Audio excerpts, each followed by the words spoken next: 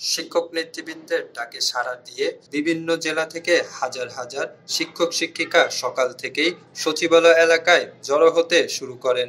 তারা 20% বাড়ি ভাড়া, 15,000 টাকা চিকিৎসা ভাতা এবং জিডিপির 5% শিক্ষা খাতে ব্যয়ের দাবি জানিয়েছেন, যা এখন বর্তমানে মাত্র 1% হচ্ছে। শিক্ষক সমাজ সরকারকে দাবি মেনে নিতে 2 ঘন্টার আলটিমেটাম দিয়েছে। অন্যথায় আগামীকাল থেকে সকল শিক্ষা প্রতিষ্ঠানে শিক্ষা ব্যবস্থা বন্ধের থাকবে বলে হুঁশিয়ারি দিয়েছে। অথচ শিক্ষকরা এখানে শান্তিপূর্ণভাবে আন্দোলন করতেছে। আমাদের অবস্থান কর্মসূচির মূল উদ্দেশ্য হচ্ছে আমাদের পার্সেন্টেজ আকারে বাড়ি ভাড়া পাবো।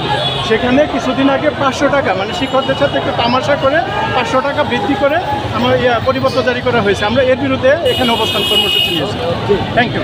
জাতীয় শহীদ মিনার প্রাঙ্গণে শান্তিপূর্ণ সমাবেশ পরবর্তীতে প্রেস ক্লাব এলাকায় স্লোগানে উত্তাল পরিস্থিতি দেখা দেয়। পুলিশ শিক্ষকদের ছত্রভঙ্গ করতে সাউন্ড গ্রেনেড, লাঠিচার্জ ও জলকামান নিক্ষেপ করে।